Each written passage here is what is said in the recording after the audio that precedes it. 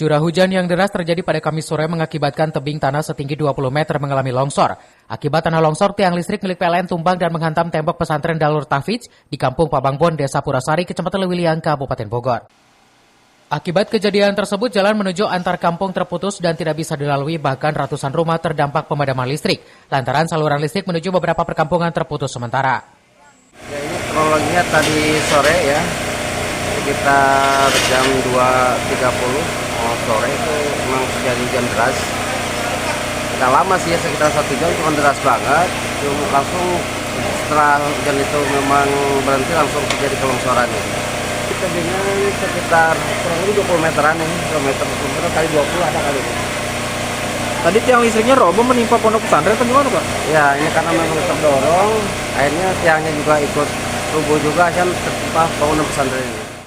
Saat ini pihak petugas gabungan tengah membersihkan puing-puing material longsor dan tiang milik PLN. Tidak ada korban jiwa dalam kejadian ini, namun kerugian ditaksir mencapai ratusan juta rupiah. Dari Lewiliang, Kabupaten Bogor, Iman Abdurrahman melaporkan.